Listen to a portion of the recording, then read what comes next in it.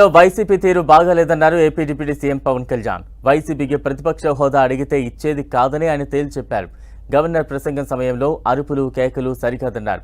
వైసీపీకి 5 ఏళ్లలో ప్రతిపక్ష హోదా రాదని, వైసీపీకి ప్రజలు ప్రతిపక్ష హోదా కూడా ఇవ్వలేదని పవన్ కళ్యాణ్ చెప్పారు.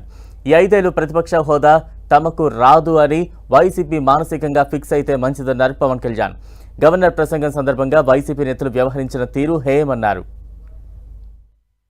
ఈ 5 సంవత్సరాల్లో మీరు ప్రతిపక్ష హోదా మీకు రాదు. అది మీరు మెంటల్గా ప్రిపేర్ అయిపోండి.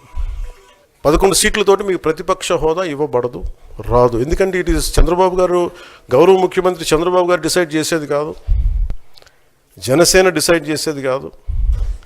దానికి రూల్స్ ఉన్నాయి, దానికి రెగ్యులేషన్స్ ఉన్నాయి, నామ్స్ ఉన్నాయి. వైసీపీ నాయకత్వం కూడా గుర్తించాల్సింది, ఇది మీకు హోదా ఇవ్వబడదు.